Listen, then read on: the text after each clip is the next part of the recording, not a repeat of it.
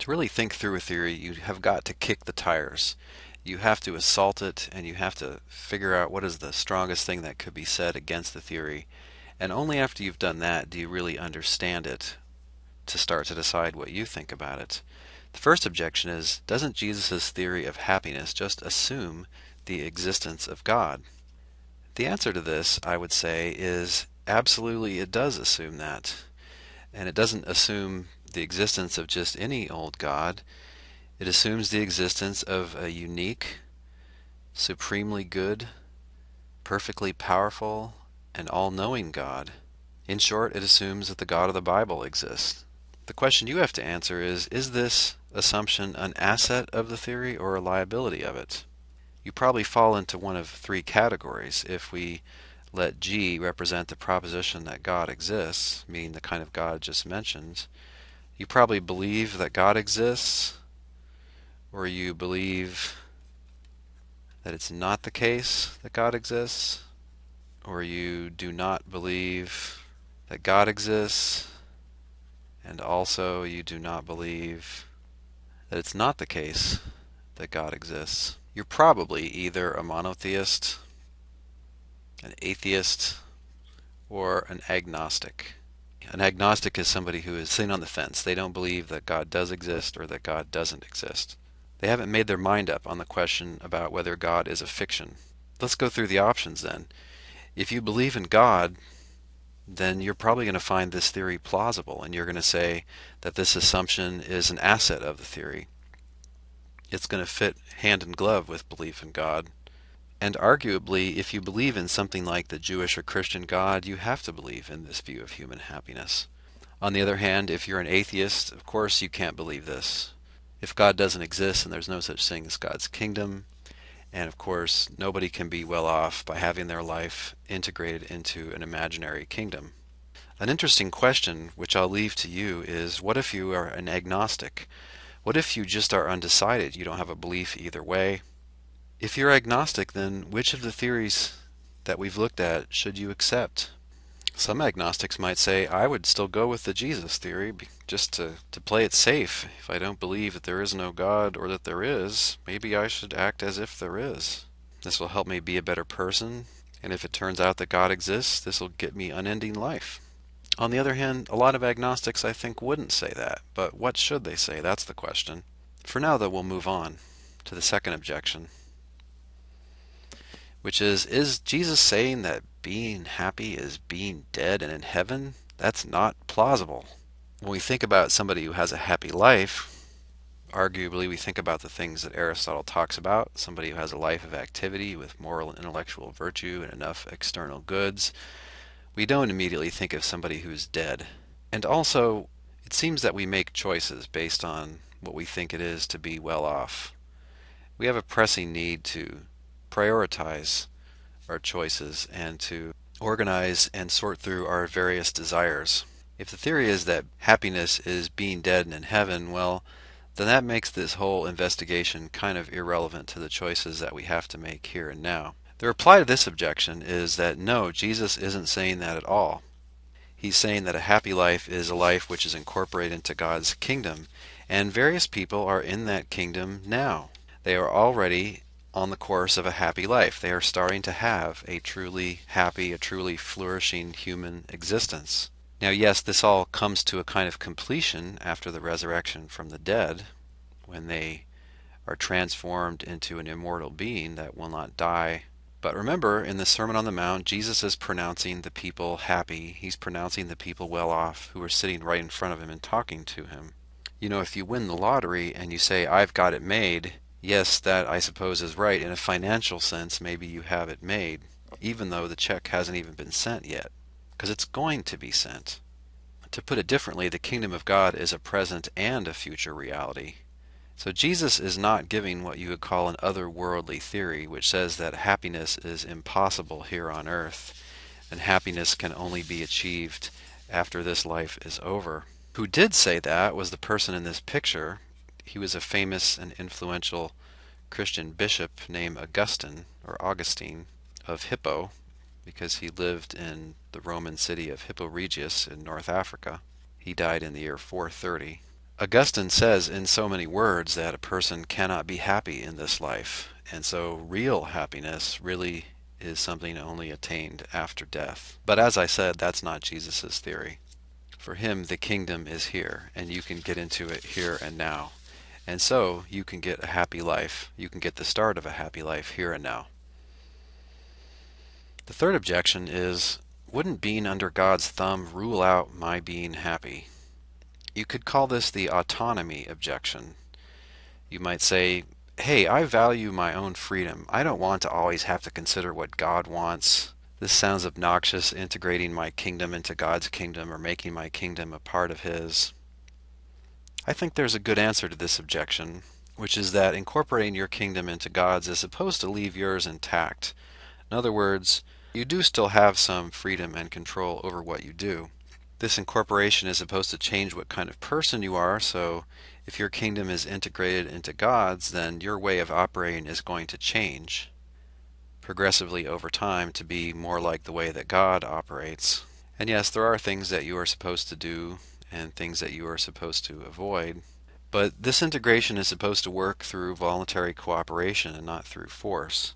So it's not like God is smashing you under His gigantic divine thumb, or pushing you around, or really violating your will. The idea is that you gradually conform your will to God's so that you and God want the same things. You might compare it with a case of a marriage. People freely enter into this marriage contract.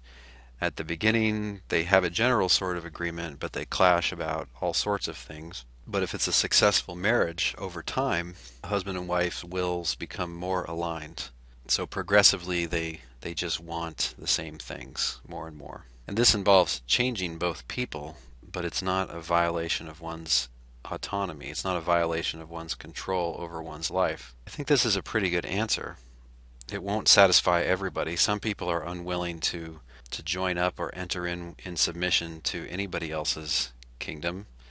They just want full control over what they do, and they want what they want, when they want it, how they want it. One could say that some people place an ultimate value on autonomy. If you're one of these people, then the answer won't satisfy you.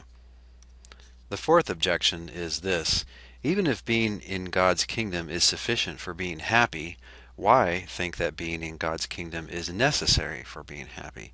Can't I just do what I want to and be happy, even if I'm opposing God? Probably somebody who offer this objection just thinks of happiness in purely psychological terms and is assuming that happiness or being well off just is having one's desires satisfied or not having any unsatisfied desires. Still, a person like that might say, this is what I think makes me happy. I think I will be flourishing to the extent I get my way.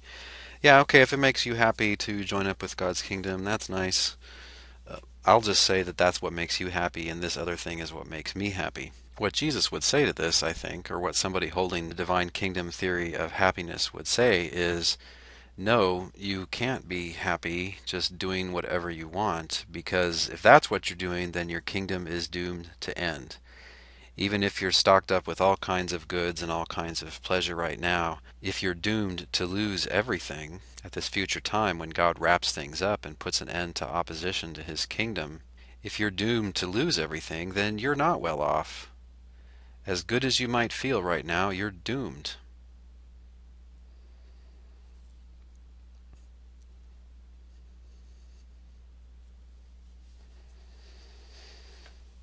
As a side note,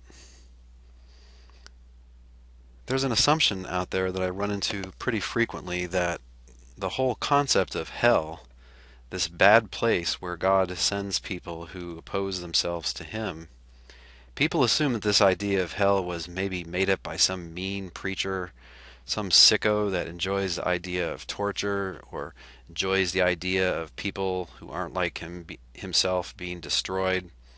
Well, there certainly are people who take a sick delight in the concept of hell. I wouldn't say there are a lot of them, but you do run into them from time to time. Here's what's interesting, though. The main source of the doctrine of hell in Christianity is Jesus. This person who's considered super nice, super compassionate, a friend to the downtrodden, and arguably he is those things, but also he talked a good bit about hell. The term he used for it was the word Gehenna, in Greek. This is what's in the Gospels. Gehenna was the name of a permanently smoldering trash dump outside the city of Jerusalem. So this is a place where God gets rid of people that he doesn't have a use for. Christians are divided about what hell involves. The majority view is probably that this involves unceasing, infinitely long suffering, that a person eternally exists and suffers torment because they've been banished from God's presence and from good things, and maybe is even suffering. Sometimes it's even imagined that people are tortured in hell. Other Christians think that hell is basically a matter of being destroyed. Jesus says that you shouldn't fear human beings, but you should fear God, who can destroy both body and soul in hell. Whether or not hell involves retributive punishment, maybe it involves conscious suffering, but then it ends with the extinction of the inhabitants of hell. And thirdly, there are Christians that think that nobody permanently stays in hell, that God will ultimately save everybody and empty hell completely out. That's a minority view. It's called universalism. In any case, if you grant that God exists, and you grant that there is a kingdom of God, then this looks like a pretty crummy objection. Fifth objection is, doesn't Jesus' theory, this divine kingdom theory of happiness, presuppose that I am or have an immaterial soul? And, don't we have science now? Don't we know that there's no such thing as an immaterial soul? So I have a picture of a ghost here. Right, a ghost is normally thought to be the disembodied soul of a human. It's the spirit of somebody who has died, which is now for some reason wandering around. The answer to this objection, I think, is a little bit complicated. I would say that the answer is not necessarily. What it does presuppose is that death is not the permanent annihilation of the one who dies. In other words, what the theory presupposes is that there is an afterlife, that when you die, that does not mean that you cease to exist forever. One sort of afterlife is that when you die, your soul leaves the body, and now just your soul exists in a body-free condition. This is probably what most Christians think.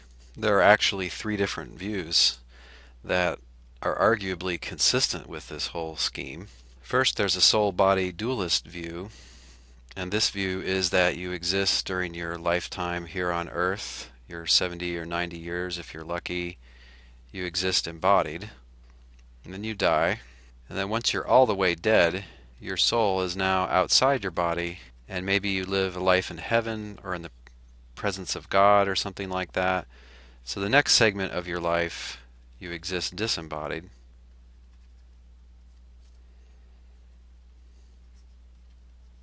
You exist in that form until the time of the resurrection, when God raises your dead body and puts your soul back in it, and now it's an immortal body, and you exist ever after, unless you're destroyed in hell. Let's assume that you're not going to hell. So you first live embodied, then there's a period in which you live disembodied, and then finally you live forever embodied. That's probably the most popular scheme. You can call it a dualist scheme because it distinguishes between the body and the soul. There's another view, though, that some Christians hold, and they think that this is suggested by the Bible. You exist for 50, 70, 90 years, whatever, and you die. Of course, they always have flowers at your funeral. So for this period, you exist as a purely physical being, and then after you're completely dead, you then, for some hundreds, thousands of years, you don't exist. And then God raises the dead, the resurrection occurs, and you exist again. God reassembles all those particles again into a body which is now immortal, and you exist forever in that. So this is another way there might be an afterlife. This doesn't presuppose the existence of soul. It's a little bit troubling here. A lot of philosophers worry that this person would not be numerically the same as this person because of this gap in existence. Some would say that even if this later person has the same parts in the same order as this earlier person, still it seems that the later person is just a replica of the earlier person and not that earlier person himself or herself. So you could call this materialism about human persons with gappy existence. There's a time gap in your existence. There's a third view, though. It's not a popular view, but it's a very clever view. It's been propounded by a prominent current day philosopher, and this too is a materialist view. So you exist as a purely physical, bodily entity, then you die. But what you essentially are on this theory is some particle. You're some simple self. You could call it a self particle.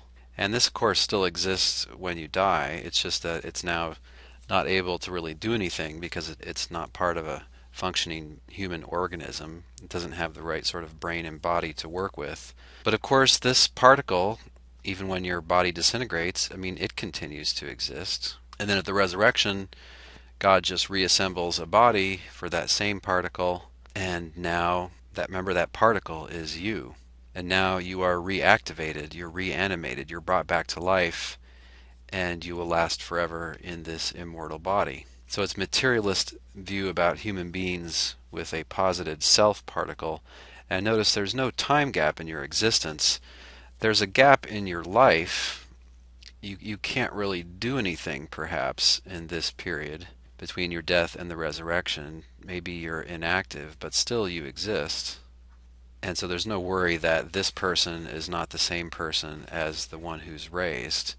It's the same person because a person just is this particle. So again, to recap, the answer to this is it doesn't necessarily presuppose that you are or have a soul. It does presuppose that a person can live after they are fully dead. If you're a dualist, you will just dismiss this objection. Maybe you believe in souls because you had a near-death experience or an out-of-body experience, or you believe those sorts of reports, or you believe in ghosts. But even if you're not a dualist, it's hard to see why you could dismiss those second and third scenarios. So it's hard to see how this is going to be a devastating objection. What then is your verdict? Do you think that this is a plausible theory? Do you agree with this theory? Do you think that any objection that we've stated refutes it? Or do you think that there is a better objection, which we've overlooked? Do tell.